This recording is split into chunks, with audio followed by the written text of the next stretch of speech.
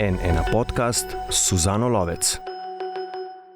Dragi poslušalci in gledalci, drage poslušalke in gledalke, to je NN podcast.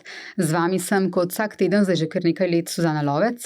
Kaj vas moti v turizmu, kako potujete, kam, kaj se dogaja v slovenskem turizmu, kakšen bi moral biti in Hrvaška, kaj se dogaja tam, kaj se splača, kakšen je slab turizem, kaj pušča za sabo in kako se turizem spreminja, kaj nas čaka v naslednjih letih. Moj gost je dr. Emil Juvan, dekan Fakultete za turistične študije. Dobrodošli na NN. Hvala lepa, dobrodošli tudi vi. Najprej o vas.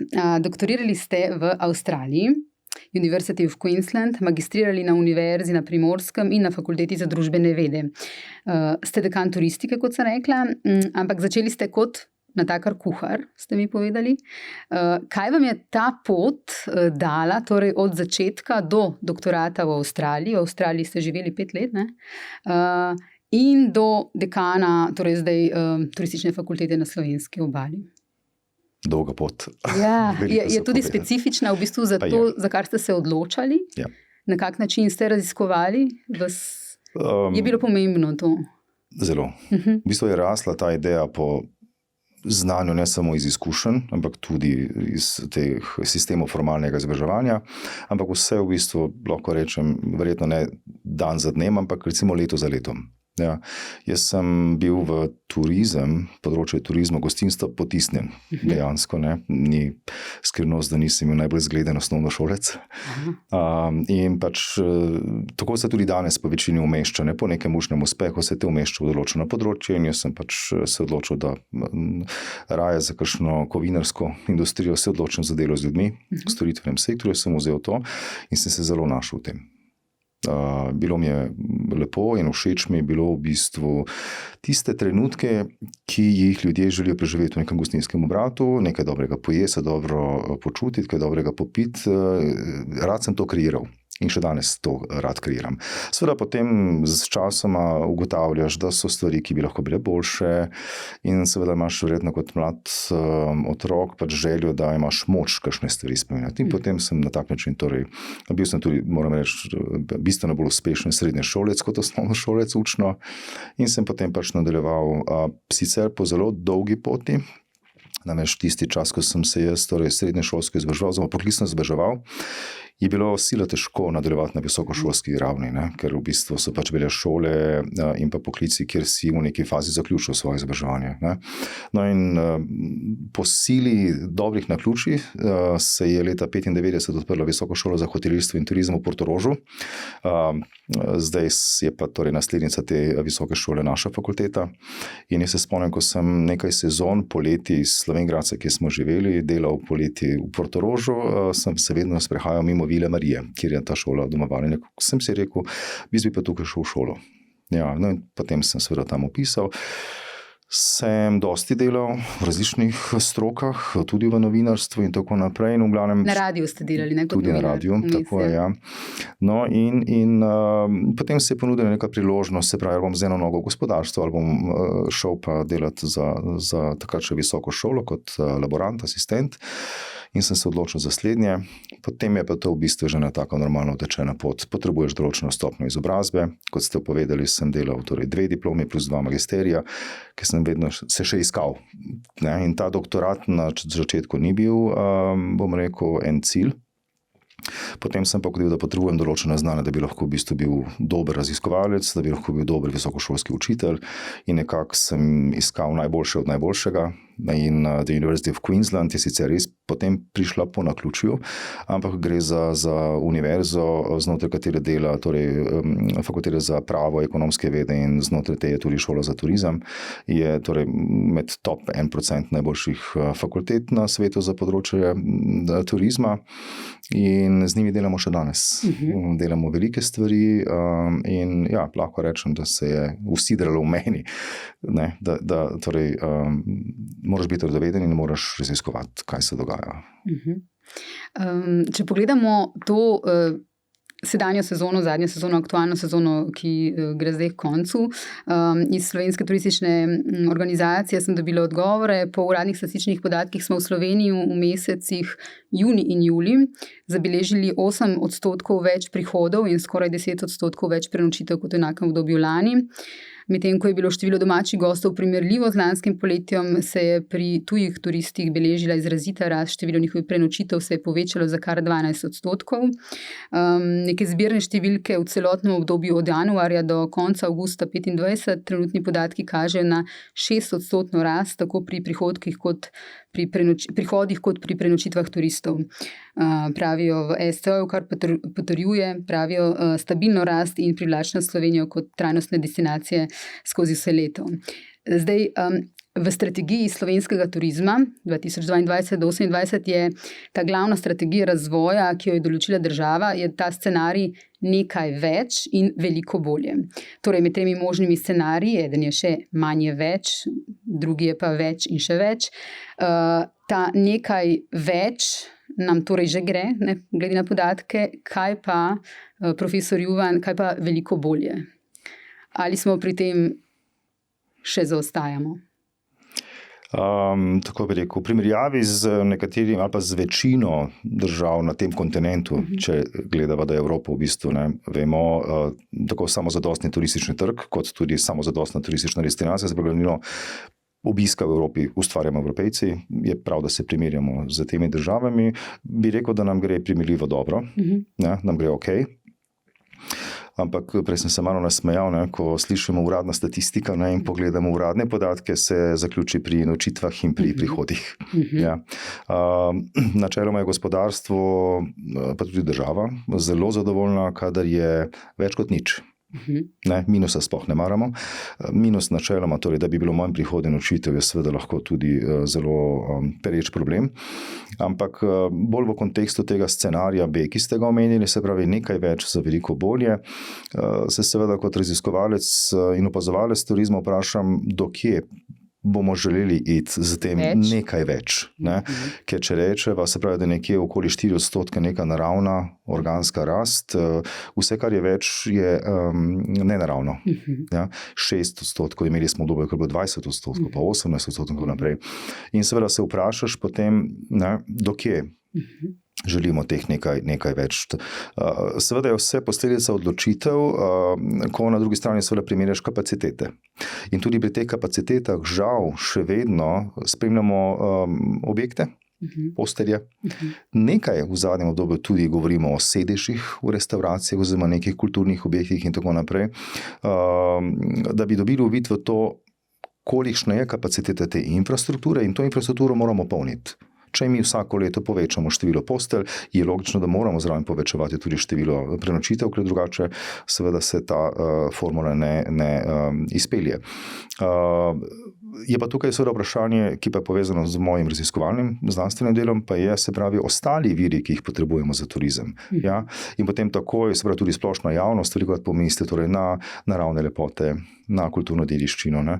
Kar je pomembno, ampak jaz gledam tukaj tudi na druge vire, ki jih potrebujemo za to, da lahko imamo turistično infrastrukturo, to so ceste, to so vodni viri, pitna voda, to je, se pravi, cel javni komunalni sistem, ki mora suportirati teh nekaj več turistov vsako leto. Ne bi rekel, da imamo tukaj nek alarm, bi pa si želel in moram tukaj izpostaviti, da smo v zadnjih 2 letih v državi naredili velik korak naprej, predvsem z vzpostavitvijo nacionalnega informacijskega središča za turizem, tako imenovani NIST, ki je zdaj še v poskusni fazi, ki pa je vendarle šel iz teh recimo klasičnih 4 kazalnikov ali pa 5 kazalnikov razvoja turizma v, se pravi, 20 plus kazalnikov.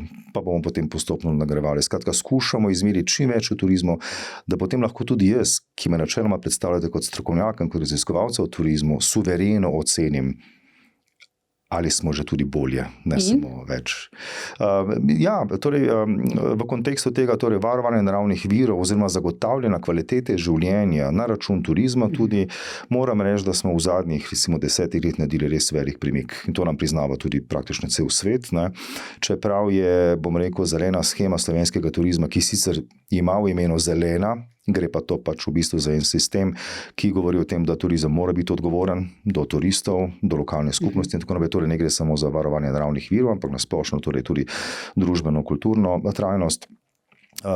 Če je bil nastavljen kot orodje ozaveščanja, kar načeloma torej zeleni znaki so, pa moram reči, da v zadnjih letih delamo veliko na tem, da v bistvu to ozaveščanje podkrepimo tudi z konkretnimi podatki, konkretnimi dokazi. Če sem zelo praktičen, se pravi, koliko recimo ljudje v povprečju zaslužijo, če delajo v turistični panogi, pa se pravi, koliko vodnih virov turistična panoga v bistvu potroši, koliko odpada recimo nastane na tem, ne? Koliko električne energije porabi turistični sektor. Želel bi si, da kmalu vzpostavimo tudi podatke o tem, koliko domača kmetijska proizvodnja uspe suportirati slovenski turizem. Zakaj je to pomembno? To je pomembno predvsem zaradi tega, ker nam je vsem jasno, da smo zelo majhna država. Populacija, ki lahko v državi ustvarja gospodarsko rast, je zelo omejena in tukaj turizem res predstavlja eno od redkih gospodarskih panog, kjer v bistvu mi lahko to, kar imamo, kar ustvarimo, damo potrošniku, ki bo prišel iz tujine. In to je krasno. Ja. In to je ta dodana vrednost. Torej, potrošnik iz tujine želi in bo plačal to, kar je tukaj. Torej, ne želi nekaj, kar je enako povsod drugje. Absolutno ne, bi želeli. Ja. In to je ta avtentičnost. Videla sem eno intervjujev, da ste vi v bistvu pravite, ne kopirati ne kopirati stvari iz tujine, ostanimo to, kar smo, ostanimo avtentični. Kaj konkretno recimo ta avtentičnost pomeni na različnih primerih mogoče? No, ja, eno je to, recimo, zelo pomembno je to reči. Na različnih primerih in tudi pri različnih ljudeh. Ja, namreč, če recimo, da smo zelo plastična ali pa zelo splošna, to se pravi kulinarika. Ja, torej kulinarika predstavlja pomemben atribut, torej ko mi načrtujemo svoje počitnice, želimo že doma vizualizirati, si predstavljati, kaj bomo okušali, ne samo zato, da se nasitimo, ampak kakšne nove okuse. Ampak če pogledamo zdaj recimo po Evropi, je zelo malo izdelkov prehrambenih, ki so res drugačni, ki so res avtentični. Če tudi najdemo, se pravi, izdelke ali torej prehrambene izdelke ali živila, recimo, ki so zelo specifična, recimo za neko okolje, jih je zelo enostavno najti across Europe, kot rečemo, se pravi vse posod po Evropi. In je tukaj iz tega vidika težko ustvarjati to avtentičnost iz osnovnih surovin. Kaj pa mi imamo svojega? Pa je na način, kako to ali pridelamo, ali obdelamo, ali v končni fazi tudi postrežemo. In to so pa tisti elementi, ki jih mi lahko dajemo zraven. Se pravi, podobno recimo, če rečemo pa infrastrukturi.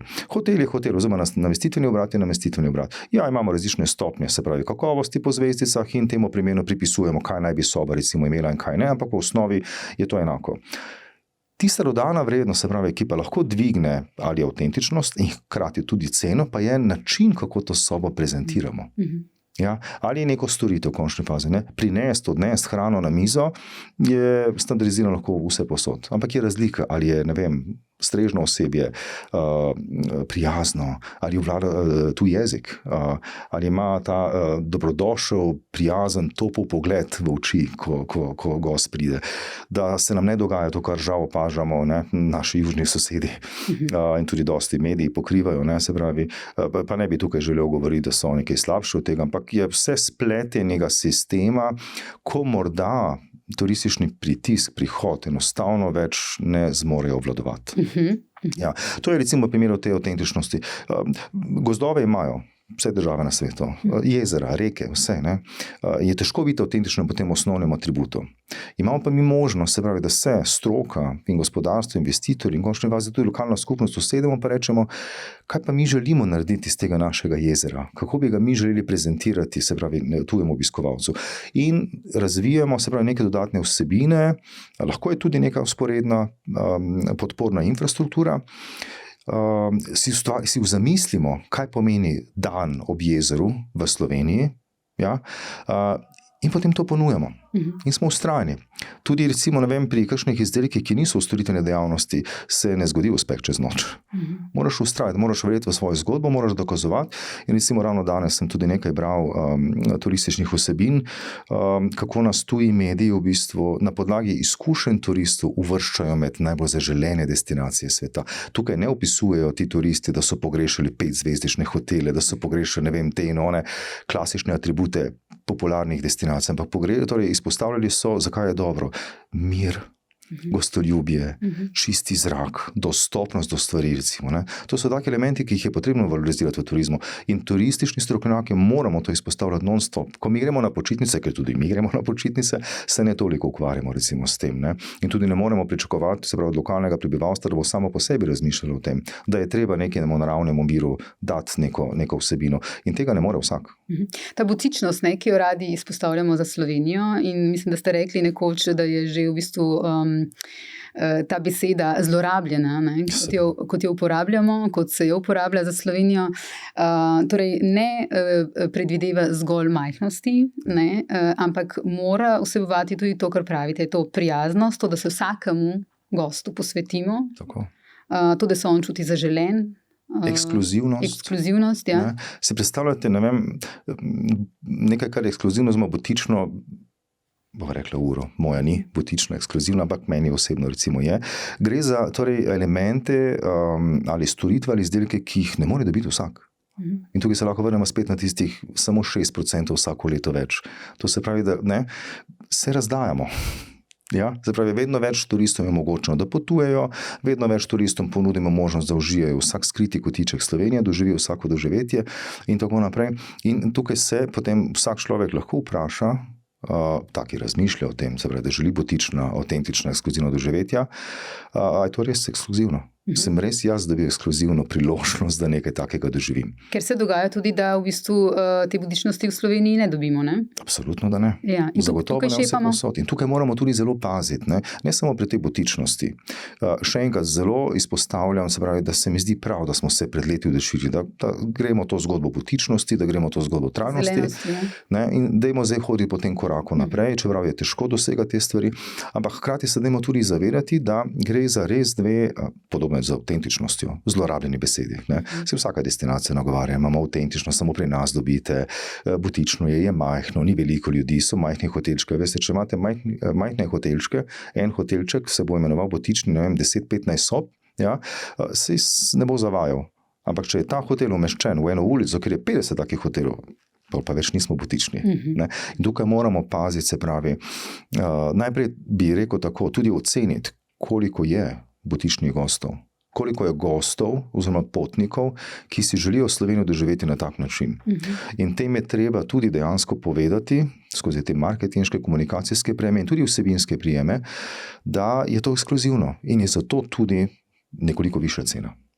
Ja? Ne zgolj cena na račun omejevanja, proti temu sem tudi zelo pogosto bil, se pravi, da zapiramo prostor, da zapiramo okolje in tako naprej, ampak na način, se pravi, kako se nadgradi neka osnovna storitev, da je res butična. Imamo prijeme, ko lahko rečemo, se pravi, ne vem, namesto, da bo nek objekt odprt za 100 obiskovalcev, bo v danem trenutku dneva odprt za 10, ker bo boljše doživetje, ker bo bolj prijetno in bo zaradi tega tudi cena potem večja. In gosti, potniki, tisti segment teh turistov, ki to išče, bo to cenil in bo to z veseljem plačal. Torej, če bi morali zdaj recimo podati neko oceno, kje je tisto, kjer še šepamo? Torej, kjer Slovenija v turizmu še šepa? Materializacija trajnosti. Ja? Ja, se pravi,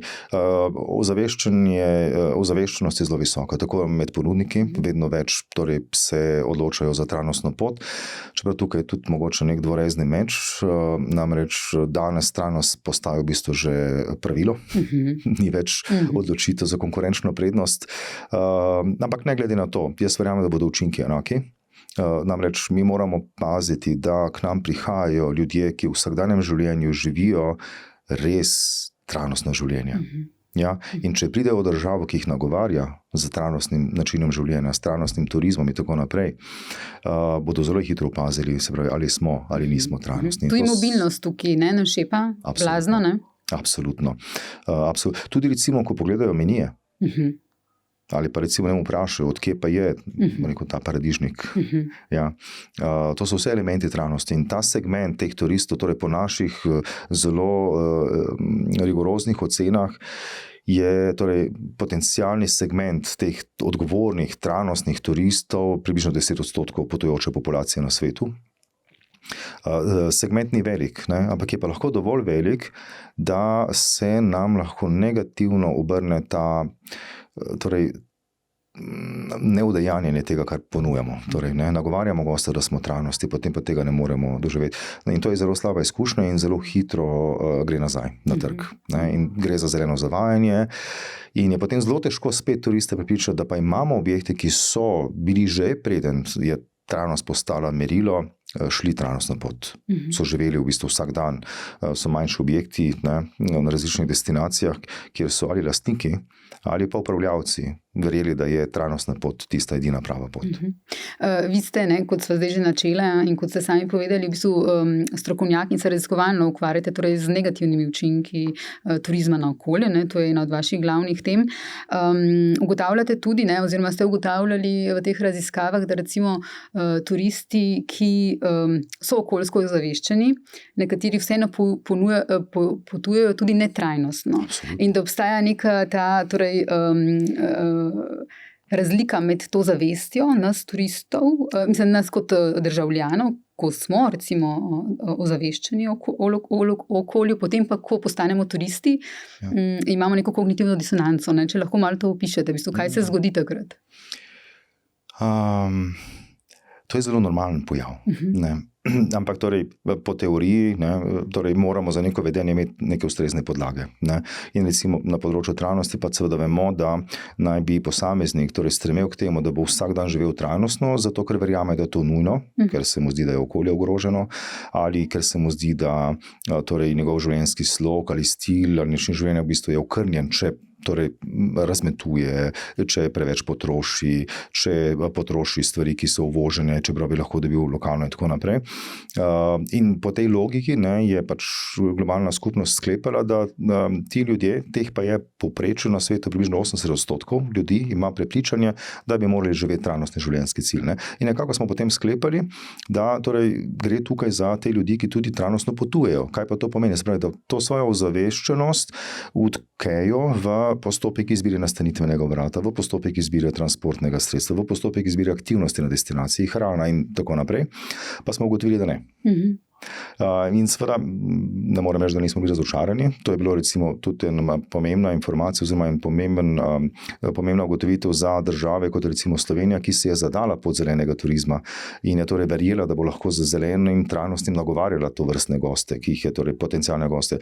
Vendar se potem torej smo ugotovili, da enostavno se to ne zgodi zaradi različnih razlogov. Približno 6 skupin različnih razlogov je, zakaj torej ljudje ne udejanjamo tega svojega trajnostnega načela življenja, tudi kadar potujemo. 2, ki sta tudi najbolj nekako logična, sta seveda trajnostni življenjski slog je precej zahteven v času, tudi v denarju. Počitnice so okrnjene. In je tistih 2-3 tedne na leto, ko v pogovorih s turisti večkrat slišimo, da rečejo, dajte mi mir.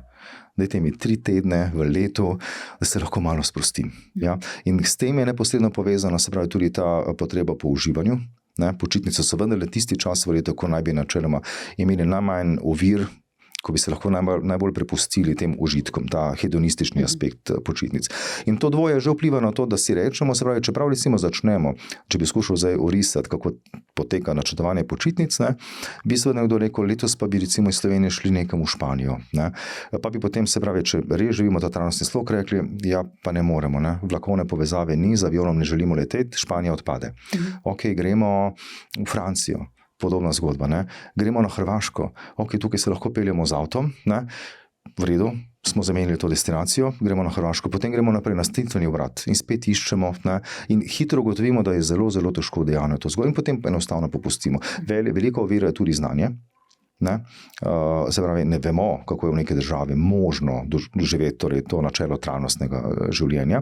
Ker ste omenili to kognitivno disonanco, kar je pa ena stvar, s katero se zdaj zadnja leta dosti ukvarjamo. Kaj to pomeni v psihologiji? To pomeni, da tisti potniki, ki res dosledno sledijo svojim trajnostnim vrednotam, na počitnicah dejansko trpijo. čutijo to neko neuravnovesje. Zakaj? Ker vedo, da z vsakim, bom rekel, grižljajem uvoženega mesa ali paradižnika dejansko niso trajnostni. Ali z vsakim, torej vsako nočjo v hotelu, ki ima ogromno luči, ki ima ogromno nepotrebne infrastrukture in tako naprej, v bistvu prispevajo k uličnemu vtisu. Ja? In to je en tak moment, v katerem se moramo res pogovarjati in dejansko pomaga tem turistom z dokazi, da tudi majhni koraki, ki jih dela recimo namestitveni obrat, vseeno znižujejo negativno okoljski vpliv, da vsaj malo tem turistom v bistvu zniveliramo ta občutek krivde, ki ga imajo. Ker za občutkom krivde ni prijetno živeti. Ugotavljali ste pa tudi, recimo, kar se tiče te zavržene hrane, ste date vedeti, da v bistvu ne smemo za vse kriviti samo turiste.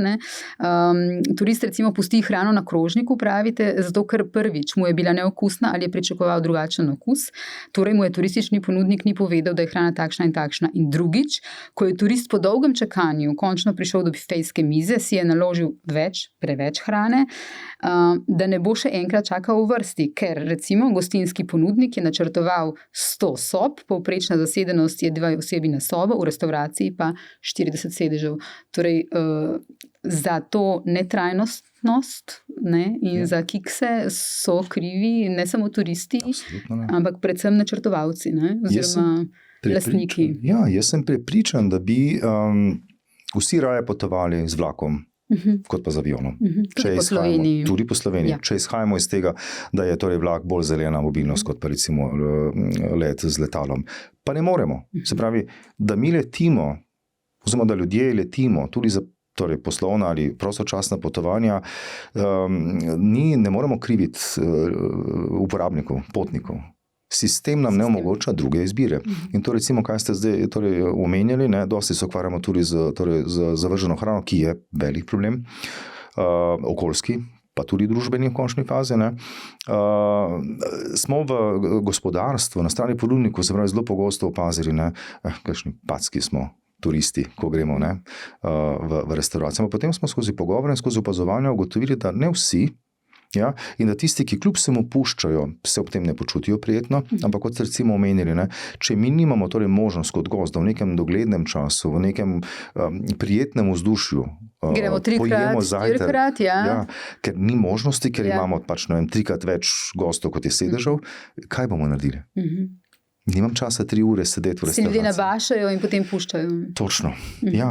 In isto je recimo z okusi, Testiramo različne ukrepe. Moram reči, da smo na področju torej obvladovanja zavržene hrane predvsej uspešni s nekaterimi ukrepi. Žal ugotavljamo, da gospodarstvo potem, ko se končajo raziskave, ki jim dokažejo, kako lahko uspešno zmanjšajo, se pravi, zavrženo hrano na krožniku gostov, tega enostavno ne implementirajo naprej. Ne.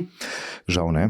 Kaj ste pa ugotovili, kaj so ukrepi, ki jih lahko naredimo? Torej, ugotovili smo, da družine predstavljajo en pomemben vir zavržene hrane na krožniku. Tukaj govorimo o hrani, ki ostane na krožniku, je užitna, ki si jo gosti stano iz bifeja vzel preveč. Poznamo vsi tako situacijo.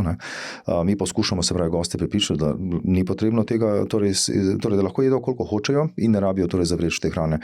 No, recimo, ste omenili pač, kaj je en tak zelo uspešen pristop. Otroci. Otroci jedo v veliki večini z očmi. In smo z enim zelo zanimivim ukrepom, z eno igro v bistvu otroke zmotivirali na način, da so tudi starše zmotivirali, da se pravi pojedo vse, kaj so si postregli. In s takim ukrepom, ki je praktično stal, mislim, da 38 centov na mizo, na družino, na sobo, smo za dobrih 38% povečali število družin, ki je imelo 0%, torej 0 gramov, odpadne hrane na svojih krožnikih. In to je tak zelo enostaven ukrep. Nedavno smo dosegli tudi z enim ukrepom, kjer smo pač torej goste nagrajevali za torej odgovorno vedenje do hrane, bodi si z kakšnimi žetončki za igrala, ali pa recimo tudi z kakšno ploščo lokalnih jedi v neki drugi restauraciji, smo uspeli zmanjšati, se pravi, oziroma povečati število gostov, ki niso zavračali te hrane.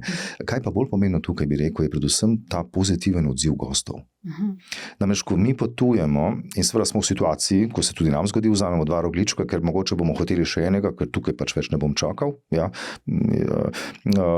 smo, se pravi, ugotovili, da cenijo te napore te ukrepe, ki jih slovenski hoteli, ker tukaj pa moram pohvaliti vse slovenske ponudnike, s katerimi recimo mi izvajamo te raziskave. Jaz večkrat pogovorno rečem, tudi nekakšnem strokovnem srečanju, da je Slovenija en tak mali laboratorij za trajnostni turizem, ker recimo imamo pač globalno ekipo raziskovalcev celega sveta. Samo v Sloveniji lahko delamo to vrstne raziskave, ker imamo na strani gospodarstva to podporo. Torej, da vas pustijo zraven? Tako, da lahko, ker veste, delati raziskave v hotelih, ko teče poslovni proces, je sile zahtevno. In pri nas, se pravi, moram reči, tukaj tudi na ta ozaveščenost se kaže strani gospodarskega sektorja, da so odprti za to vrstne raziskave. In moram reči, da v zadnjem letu smo še povečali število podjetij, ki se želijo. Je pa seveda tukaj en tak dvorezen meč. To so zelo zahtevni projekti in jaz bi si sila želel, da bi tudi torej država, predvsem se pravi Agencija za raziskovalno dejavnost prepoznala, da turizem ni ena obrt, ampak da je resna stroka, da zahteva resno znanost in da rešujemo zelo pomembne družbene probleme, da bi nam nekaj več sredstev finančnih namenili, torej te raziskovalne dejavnosti. Zaenkrat smo praktično v tej naši ekipi odvisni vse od bodisi Avstrijske fundacije za raziskovalno dejavnost ali pa avstralske. Imeli smo sicer pred leti en projekt, ampak poskušamo vsako leto, pa ne gre. Zakaj je to pomembno?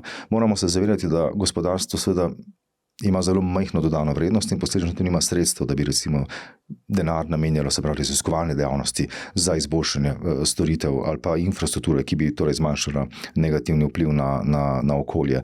Tako da, kadarkoli mi uspemo, bom rekel, dobiti lastna finančna sredstva za te raziskave, z velikim veseljem sodelujejo. Če se vrneva zdaj na začetek, ker sva začela tam pri nekaj več in veliko bolje, kot je strategija države Slovenije, tudi to, kam naj gre to nekaj več, je problema. Torej, zagotovo to nekaj več ne tam, kjer je že zdaj preveč. V mestna središča tipa Ljubljana, kjer je recimo center že povsem Disneylandiziran, da tako rečem, kjer je gentrifikacija na višku, kjer se v bistvu lokalno prebivalstvo, pa ne gre samo za Ljubljano, gre za več teh središča, kjer na momente poleti že težko normalno živi. Tukaj bi sicer rekel, da torej, podatki, ki jih zbira torej, Turizem Ljubljana, v kontekstu, se pravi, te družbene klime proti ali za turizem, oziroma na splošno zadovoljstvo prebivalstva s turizmom, sicer ne kažejo, bom rekel, večjih težav. Se pravi, ti občutki, ta sentiment do turizma med populacijo Ljubljane ni slab. Zagotovo so vedno možne izboljšave. Ampak bom rekel takole, se pravi, ker sem že prej malo nakazal, pa marsikdo mogoče bo rekel, seveda, če je dekan fakultete, bo izpostavljal potrebo po tem znanju, ampak res je pomembno, se pravi, ko se načrtuje raba prostora in tudi, ko sem prej omenjal te vire, se pravi, vodni viri in tako naprej. Veste, ni dovolj, da imaš prostorski načrt, pa rečeš, tukaj se lahko gradi en objekt, pa dajmo narediti turistični objekt, pa dobiti investitorja, ki bo zgradil to, pa dobiti 5, 6, 20 delavcev, ki bodo izvajali to storitev. To je najlažji del. Stroka, ta turistična, torej strokovnjaki z področja turizma vedo, da je to osnova. Predtem pa moraš ti vedeti, ali imaš dovolj naravnih virov, torej, a je dovolj vode, a komunalni sistem to omogoča. Imaš v končni fazi dovolj delovne sile. In kaj se nam recimo dogaja, da prihaja do preobremenjenosti, se pravi določene lokacije, ravno v tem, se pravi investitorji ali obnavljajo stare objekte in jih spreminjajo v turistične nastanitvene obrate ali druge, ali pa se gradijo novi, ker je seveda možno, ker prostorski načrti to omogočajo. In potem seveda ne gledajo te širše slike in kaj se recimo nam dogaja. Uvažamo hrano za goste v teh obratih, uvažamo delovno silo, uvažamo električno energijo, uvažamo vodo. In ko smo prej govorili o tem, se pravi, da je turizem krasna gospodarska panoga, ker tujec s svojim denarjem, ki ga ustvarja v svoji državi, pride in jo potroši pri nas, se potem ta slika v bistvu izjalovi, ker v bistvu potem pa ta, se pravi država, to smo mi, mora od teh 100 enot plačati vodo, ki jo vozila za to, da ta gost imel zapiti ali pa da se lahko tuširal, pa delovno silo, pa elektriko in se jaz vprašam, se pravi, kaj nam potem ostane. Torej, premalo razmisleka o teh stvareh? Absolutno, se pravi, ni to vse posod, ampak se pravi, v povprečju, tudi globalno se pač to dogaja. To se pravi, da merimo prihode, merimo nočitve, da investitorji zagovarjajo, da dosegamo 70-80% povprečno zasedenost, torej v višku turistične sezone nimamo prostih sob, potrebujemo nove sobe in se potem gradi. Namesto, da bi se razmišljalo o tem, te prerazporediti tega nekaj več po celotnem, kakšni so lahko ukrepi za razporeditev storitev prek celotnega leta. Tukaj moram pa tudi izpostaviti, se pravi, da v zadnjih nekaj letih, se pravi, Ministrstvo pristojno za turizem, se pravi, direktorat skupaj s Slovensko turistično organizacijo precej naporov in tudi finančnih sredstev vlaga v razvoj turističnih doživetij v destinacije, ki so še v razvoju. Se pravi, ki še niso razvite. Skratka, da se pojavljajo nove destinacije z novimi doživetji. To je osnova, seveda, da turist iz teh centrov, ki danes lahko prespi, vsaj enodnevne izlete ustvarjati, ne?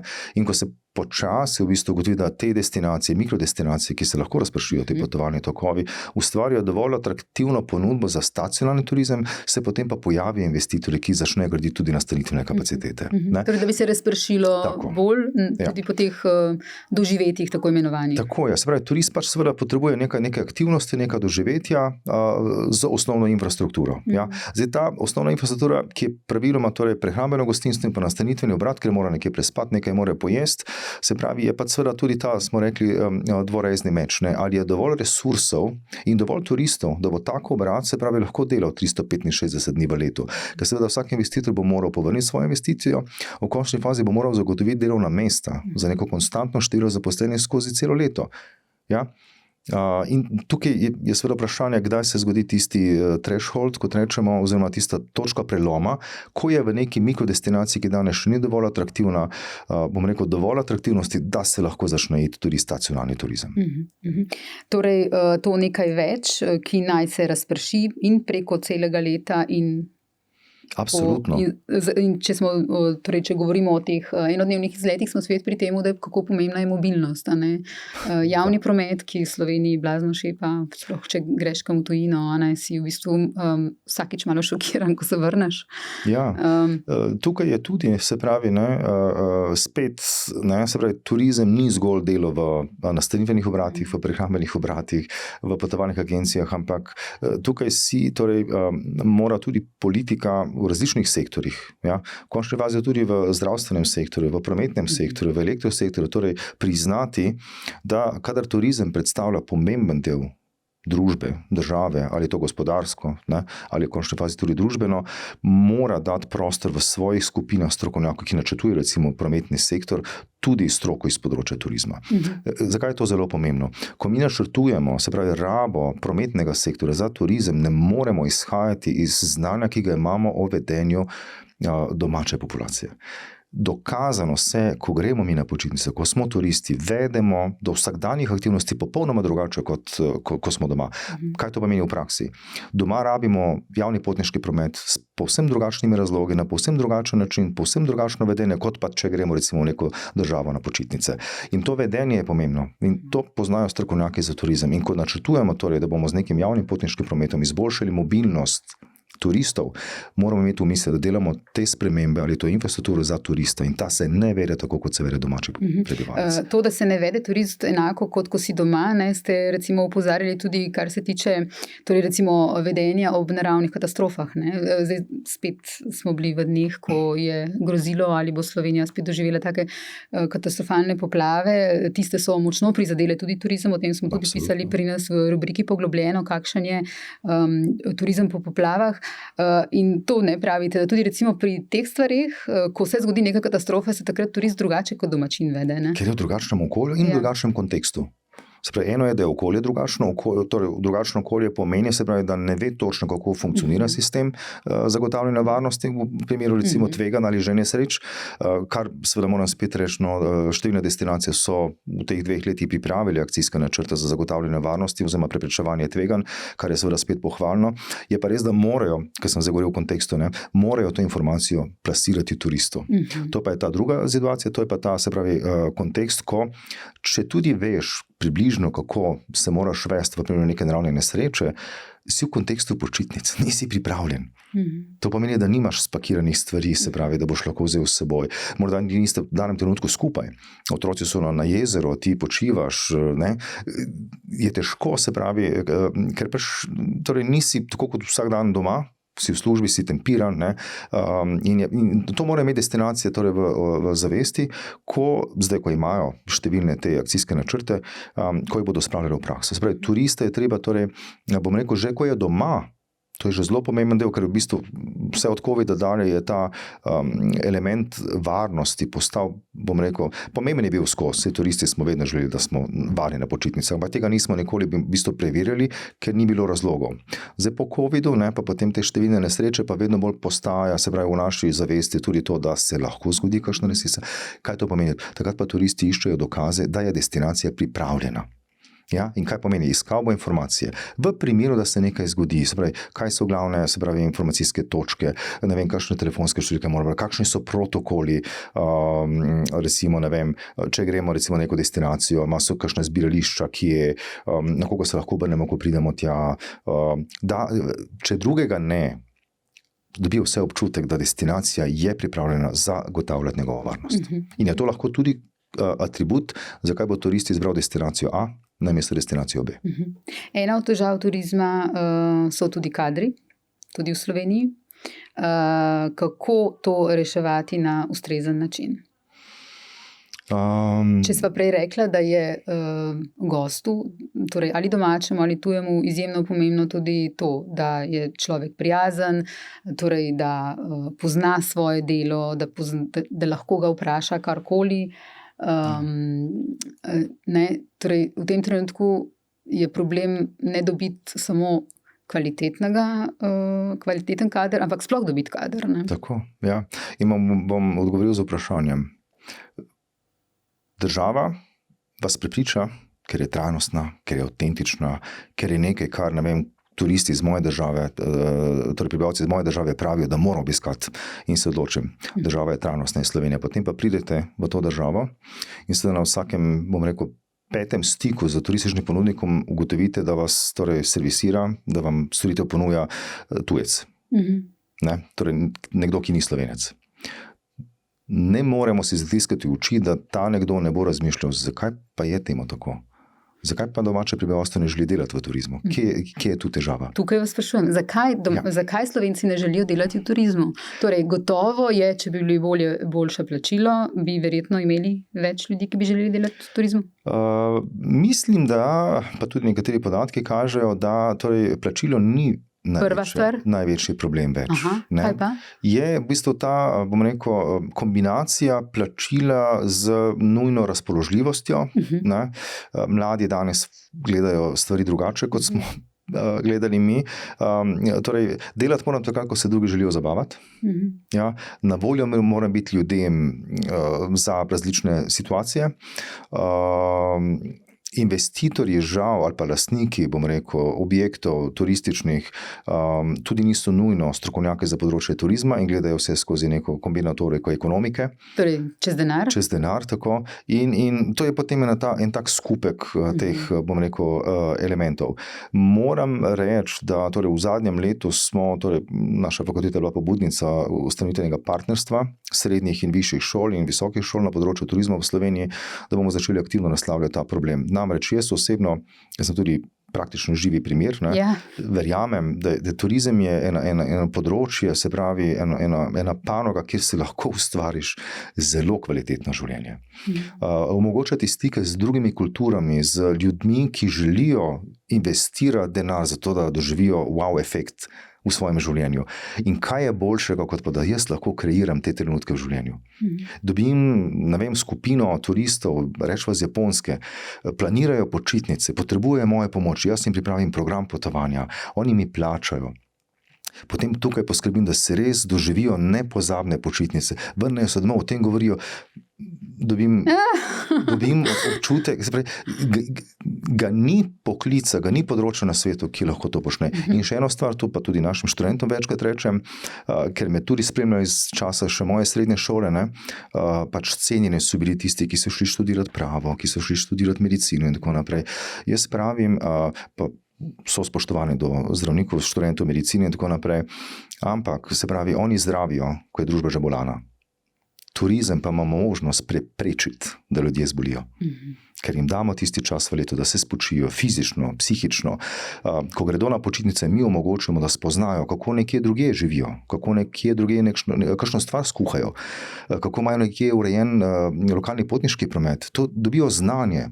Ja, in grejo s tem znanjem domov in tudi dokazano, prav na področju trajnostnega turizma, ugotavljamo, da trajnostne prakse pri turističnih ponudnikih na destinacijah ozaveščajo ljudi in ko gredo domov, prispevajo k temu. Se pravi, če mi uspemo turista naučiti, kako reciklirati ali kako celo preprečevati, da odpadek sploh nastane, je velika verjetnost, da bo doma začel udejanjati to zgodbo, ker se mu bo vtisnilo v spomin.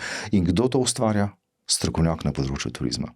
Tukaj niso službe samo na področju, nastanitvenih obratov, potovalnih agencij, to, kar praviloma ljudje vidijo, ko grejo na počitnice.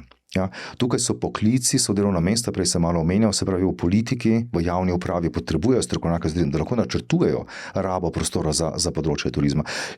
Tudi specialisti na področju kadrovskega menedžmenta. A veste, če ste vi strokovnjak za kadrovski menedžment, še ne pomeni, da ste strokovnjak za kadrovski menedžment v turističnem podjetju, kjer imamo veliko mednarodnih podjetij, kjer je ta multikulturnost, ne samo med kadri, ampak tudi kadri z gostom, je tako specifično, da potrebuješ posebna znanja na področju turizma. Tudi prej sva govorila, se pravi, svetovalci, se pravi za tržnike in tako naprej. Veste, če ste vi strokovnjak za trženje, prej ste omenjali besedo avtentičnost, ne, je tako zelo zlorabljena, da prav neverjetno. Ne. Torej, ravno en kolega je delal pred časom eno zanimivo raziskavo, kjer je ugotovil, v bistvu beseda avtentičnost, torej slikovno in verbalno v promocijskih oglasih preko spleta ni imela nobenega efekta. Ker jo že prezremo. Ja. Tako, ne dobi efekta. Lahko, da jo prezremo, torej prezremo je zagotovo, nismo izmerili učinka, ampak ne vemo pa točno zakaj. Jaz osebno ocenjujem predvsem zato, ker je, kadar je ta beseda napisana, se pravi, je tako zlorabljena, da noben ne verjame. Če pa je to samo slika ali z besedo, je pa problem, da verjetno gost ne ve točno, kaj je avtentičnega v tistem objektu, ki ga prikazuješ. Ne. Pa roko na srce, bom rekel, reka Soča, ne, naša draga reka Soča, je res smaragdno zelena, je lepa, ampak moramo si priznati, da gotovo to ni edina taka reka s takim ambientom na svetu. Ja? In drugo, se pravi, tej smaragdnosti, torej na teh vizualih, s katerimi promoviramo, moramo znati nekako dokazati, da je to res nekaj drugačnega. Ja, je avtentično, ker je samo slovenska, ampak turist bo hitro rekel, se lahko kompenziram pa s kakšno reko v Avstriji ali pa na Finskem, sosednjem Hrvaškem in tako naprej. Ne. Tukaj potrebujemo ta specifična znanja. Zato, torej, kadri bodo problem, dokler ne bomo, torej verjetno tudi med nami, jaz imam tudi otroke, sem oče, pač znali povedati, kaj je prednost dela v turizmu, kakšno znanje se potrebuje in tudi kakšni poklici so. Mi smo že zdavnaj mimo tistega, pa mi je žal, da je tako. Namreč biti konsjerž ali receptor v nekem hotelu ali gostitelj v nekem hotelu je krasna služba. Zaradi tega, ker v bistvu ti gostiš. Ljudje ti želijo plačati, da teboj živijo 2, 3 dni, 4 dni, en teden. Ne? Mislim, kaj si želiš boljšega? Ti si lastnik celega objekta, če ga znaš lepo napraviti, se boš počutil krasno. Ne? In to so take stvari, ki jih moramo torej mi skozi to partnerstvo, bom rekel, plasirati v družbo, da družba ne govori, da je turizmu težko delati. Tudi včasih kakšni starši rečejo, ko so informativni dnevi, ne? Ja, pa ne vemo, da se dela, ne, vse vikende, vse noči in tako naprej. Jaz vprašam vsakega takega starša, kateri poklic ali katero delovno mesto pa danes nima tega pričakovanja, da bo na voljo 24 ur na dan. Danes žal smo kot družba taki, da moramo biti še drugega, ne vse dežurni. Ja. Da se skoraj torej ne razlikuje tako od drugih poklicov, kot se je včasih. Ima to razliko, da če si recimo samo operativni kader, bom rekel, v nekem hotelu, ja, pa recimo, da si vzdrževalec v hotelu, pa si vzdrževalec v nekem tehnološkem podjetju, recimo, ali pa v neki stavbi, recimo, ne. V hotelu boš za malico imel bistveno boljši obrok, kot pa ne, v nekem drugem podjetju, ki ni torej turistično podjetje.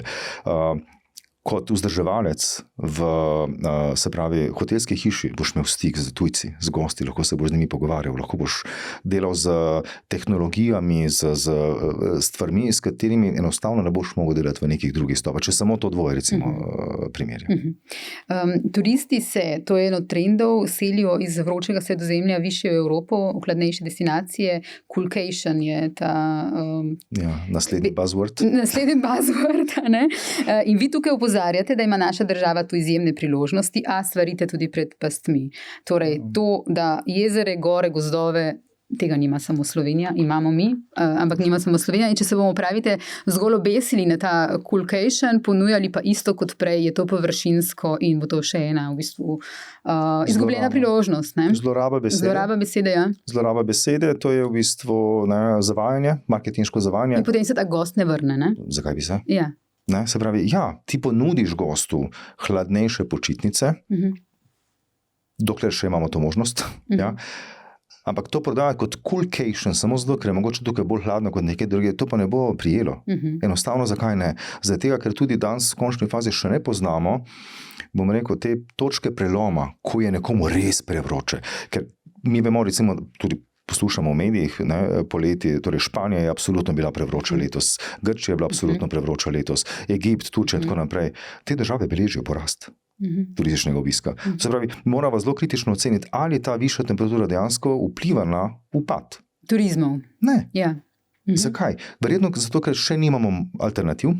Jaz sem tudi večkrat opozoril, se pravi, da veliki premiki se bodo zgodili, ko se bodo destinacije, se pravi, ki bodo imele bolj prijetne klimatske pogoje, tudi ustrezno prilagodile za potrebe turizma. Danes pač te države še nimajo take oblike turizma, turist pa tudi še ni pripravljen, se pravi, bom rekel, zdaj skompenzirati krasnega počitka ob morju, ja, na plažah Španije, Grčije, Portugalske, Hrvaške, z nekim pobegom v nekoliko hladnejšo, ne vem, Nizozemsko, ali pa recimo Islandijo, ne, čeprav Islandija ima druge, recimo, atribute. Skratka, tukaj moramo se mi kot globalna ali pa evropska družba, vsaj kot destinacije, pač nekako tudi, jaz bi rekel, odgovorno do teh držav, ki so nam zdaj dale možnost, da se spočijemo, pogovarjati o tem, kako bomo torej prilagodili druge destinacije. Ker če smo zdaj, torej mi, grško gospodarstvo, špansko gospodarstvo, portugalsko, hrvaško in tako naprej gradili na turizmu, ja, so te države odvisne od tega turizma. Zdaj, veste, bi bilo sila neodgovorno, ne, da začnemo promovirati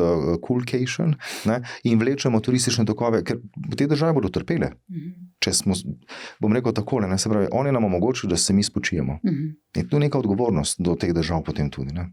O čezmernem turizmu še nekaj reciva. Torej, predturizem, ne, je ta presežni turistični obisk, mesta evropska uvajajo neke ukrepe, takse, vstopnine, ne, praktično povsod, kjer je ta prekomeren obisk, je treba več mesecev naprej rezervirati oziroma plačati karte. Domačini protestirajo, ne, tukaj smo videli v preteklih letih, ne, torej Barcelona, Benetke. Kaj je torej pravi odgovor teh mest na to pretirano, v bistvu res horde, ki potem preplavijo kot mravlje. In spet kažemo s prstom na turista.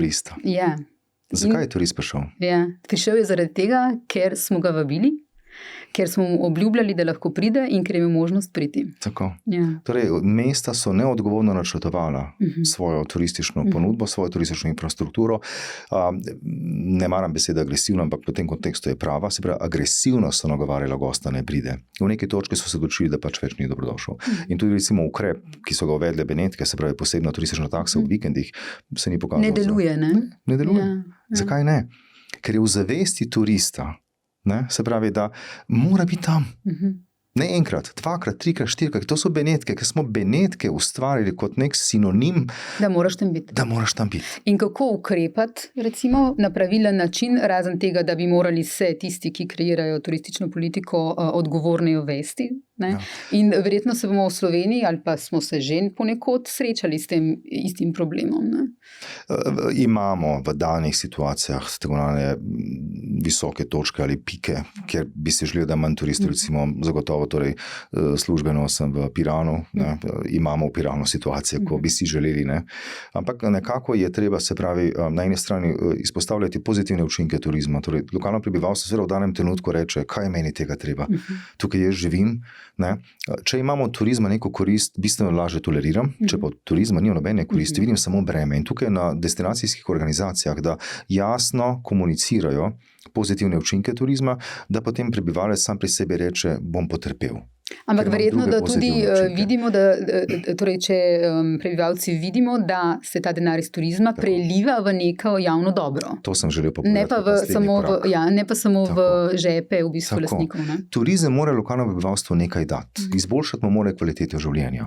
Na različne načine. Imamo destinacije po Sloveniji, recimo, kjer pač torej občine, ki so zazito turistične, vlagajo v športno infrastrukturo, podpirajo programe učenje tujega jezika v vrtcu, recimo, brezplačno. Na katerih mestih občinah moramo to plačati kot dodano vrednost. Tukaj pa določene občine to vlagajo, torej, ker je to turizem prinesel. Zakaj? Ker je turistična občina, se kako pričakuje, da je prav, da torej mladina govori tuje, recimo, jezike. Ne?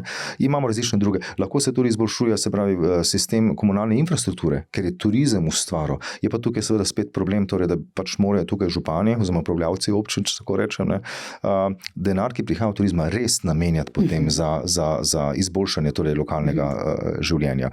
Zdaj, kar se tiče pa, se pravi, reševanja tega problema, se pravi, pred turizma, Benetke, Barcelone in tako naprej. Veste, to je sila težko zdaj.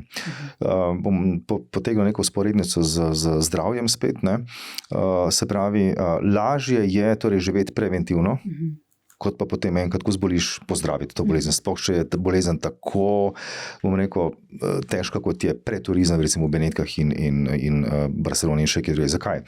Mi imamo zdaj v teh mestih ogromno infrastrukture, ogromno delovnih mest, dobaviteljske verige so vzpostavljene. V končni fazi tudi dobavitelji električne energije načrtujejo, koliko energije morajo spuščati v ta sistem.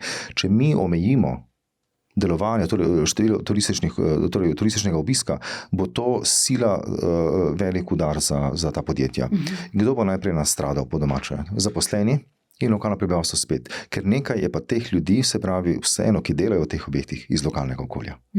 Ne? Skratka, narediti črto je sila težko. Jaz mislim, da najboljše, se pravi, da ta mesta poskušajo na način, kot so Benetke, z neko dodatno takso, to v končni fazi tudi nakazuje na neko ekskluzivnost, ja? In potem res vračati nazaj v izboljšanje kvalitete življenja za lokalno prebivalstvo. Pred 2 letoma smo imeli v naši rubriki Poglobljeno o hrvaškem turizmu, intervju z dr. Josipom Mikulićem, torej enim največjih hrvaških strokovnjakov. On je torej govoril o gentrifikaciji, betonizaciji in apartmanizaciji hrvaške obale in prizadevanjih, da bi na Hrvaškem torej ta trend obrnili. Torej, kar se je njim zgodilo, je to, da se je praktično izjemno povečala ta zasebna ponudba, da je praktično vsak oddajal, da so gradili pozidali praktično celo obalo, zdaj malo pretiravam. Hkrati pa tudi torej ta izkušnja, o kateri sva prej govorila, ne, da moraš ti gostu zagotavljati, da se bo v redu počutil, ne, da ni dovolj, da ti zgradiš samo apartma ali pa hotelsko sobo, ampak in tukaj se je pokazalo, da ima Hrvaška problem. Kljub temu, da se pojavlja tudi letos namigovanja, da hrvaški turizem v upadu, se to potem konec sezone nikoli ne pokaže, ne? Tudi letos se ni. Ampak Hrvati recimo veliko razmišljajo o tem, kaj so naredili narobe, kje so naredili te napake. Ne? Kako bi recimo ocenili vi, kje so Hrvati na tej točki zdaj? Prejšnji teden sem bral prvo oceno na področju turizma in pravijo, se pravi, manj je več. Imajo manj prihodov, manj učitev, ampak večje prilive pričakujejo. To je v bistvu neka sanska formula strokovnjakov turizma, torej da z manj pritiska prihodov in učitev ustvariš več tujega priliva. Ne?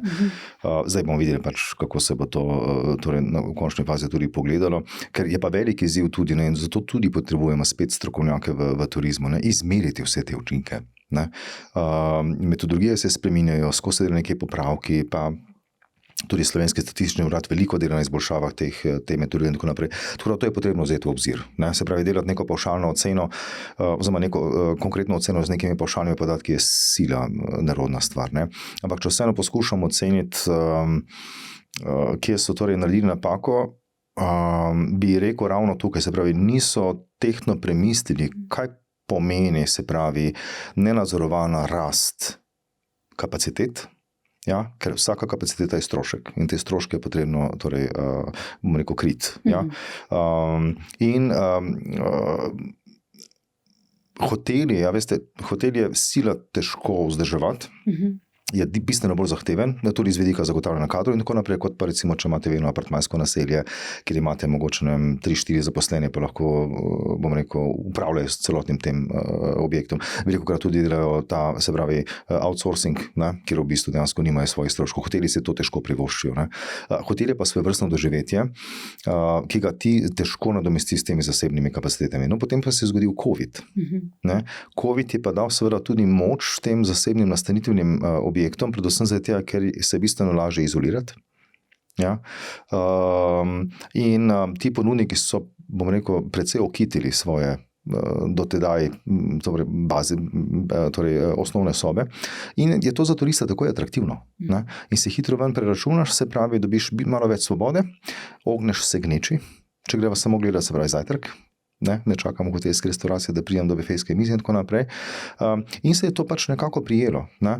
Zdaj dvigujejo tudi precej cene, ne. Se pravi, tu se govori, ampak jaz sem nekoč nedolgo nazaj dal tudi izjavo, se pravi, dokler ne bomo imeli podatka o tem, koliko je turist, kje je kapica turistov, koliko bo še plačal recimo za nočitev v neki destinaciji, bomo tudi težko rekli, do kje lahko Hrvaška še dvigne svoje cene, da bo še recimo konkurenčna. Tako da z tega vidika moram reči, torej Slovenija je precej korakov pred Hrvaško, ko govorimo o turistični valorizaciji zaledja. Ja. Hrvaška ima tukaj še veliko za postoriti, obalo so pa, bom rekel, v neki fazi valorizirali na način, ki jaz mislim tudi ni všeč.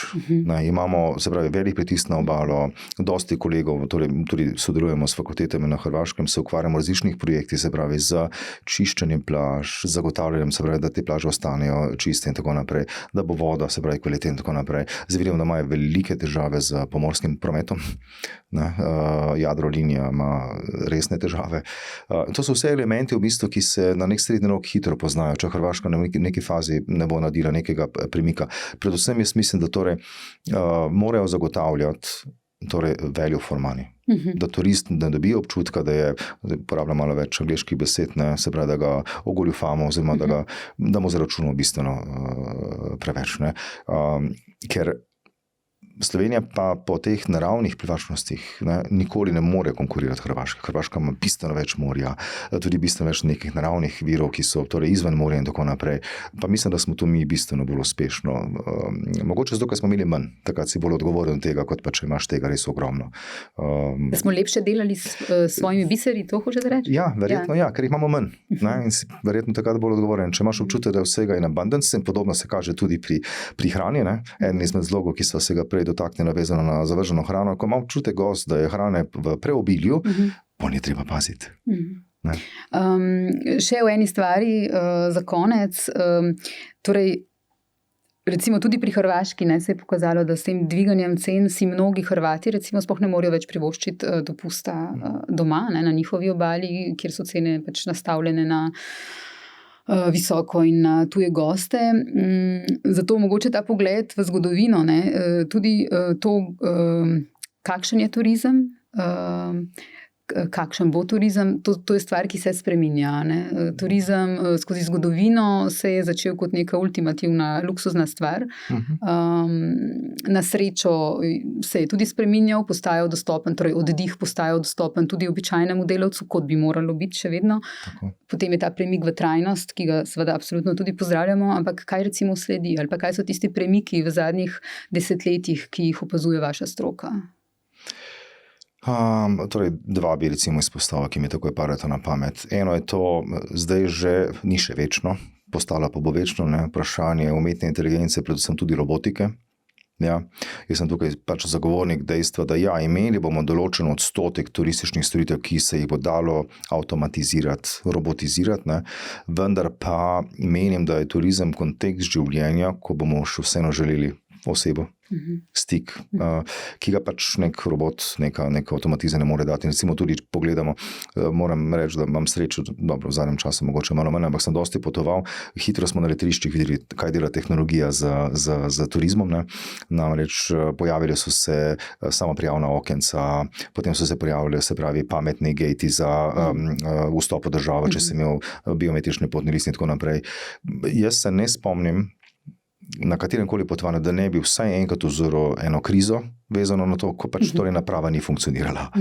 Ja, se pravi, pa se pa dogajajo velike gneče, ne, se pravi, če imate vi eno letalo, kjer je gor 350 potnikov, ne, pa se pri enem vratca ne funkcionirajo, imamo tu že eno veliko težavo. To je sila nerodna situacija za goste, je tudi varnostno vprašljiva, ker danes pač seveda vsak šum je takoj varnostno tveganje. Ne.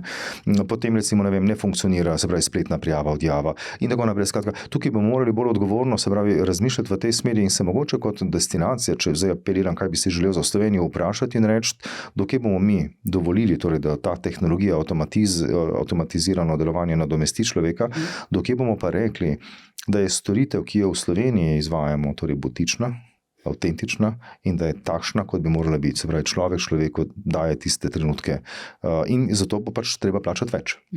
Druga je pa ta torej, premik. Evropska komisija je zelo, v bistvu že jasno naredila premik, torej trajnost je danes eno merilo, ne, se pravi, ni več inovacija. Inovacija postaja regeneracija. To se pravi, da bo turizem motor, se pravi, reševanja tega, kar smo v preteklosti zavozili.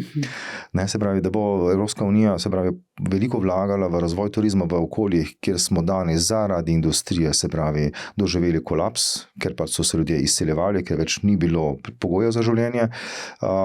Ima pa spet turizem to moč, da lahko recimo v odročne vasi, ki so praktično brez populacije, vrne neko trip življenjske, neke pogoje za življenje z razvojem turizma. Da recimo turizem, če je, kar je seveda zelo zanimivo razlagati, ne, če je turizem poskrbel, da so se določeni kraji, ker je poskrbel, dejansko opustošili, ker je bilo preveč turizma in ga zdaj več ni, da bo turizem zdaj regenerator tega okolja. Ne. In to po moje sta nekaj dve taki usmeritvi, o kateri bomo mogli govoriti, ker je pa tudi res, ne, če damo samo primer kulturne dediščine. Slovenija je zelo bogata z gradovi in drugimi torej, objekti kulturne dediščine. Država nima denarja za vzdrževanje, za obnovo teh objektov. Turizem je krasen vir, ko lahko v bistvu pomagaš obnoviti in potem boš ta denar, ki si ga vložil v obnovo teh artefaktov, ki je del naše zgodovine, našega življenja, vzdrževal, zato ker bodo turisti to želeli videti. In smo kar nekaj gradov v zadnjih letih v bistvu valorizirali, obnovili in v njih ustvarjali neke turistične zgodbe. Jaz bi si res želel, da se tja v te gradove ne postavljajo zgodbe odrske avtentičnosti, kot rečemo, da gre v te objekte, to ne rabi biti samo gradove, to so lahko kmetije. Ne, ki so danes opustošene. To so lahko različni objekti, ki pričajo o naši zgodovini, o naši kulturi, ampak da se tja postavljajo stvari, ki so bile nekoč v teh objektih. Ne. Da ne na silo nekaj moderniziramo, ker se to seveda pri nekem segmentu povprečnih turistov je to zanimivo, za enkrat, dvakrat, ne, ampak razvrednoti to našo željo po tem butičnem, visokokakovostnem turizmu, ko pač ljudje lahko, bom rekel, so za en dan ali 2 dni graščak ali kralj ali kaj podobnega, če je seveda to bilo v kontekstu tega objekta. Tako da, ja, informacijsko-komunikacijska tehnologija, robotika in pa ta regenerativni učinki turizma. Ker turizem ima to moč. Najlepša hvala za pogovor. Hvala za povabilo. Hvala, ker ste bili moj gost. Hvala. In hvala tudi vam, dragi gledalci in gledalke. Naslednji teden sem spet z vami.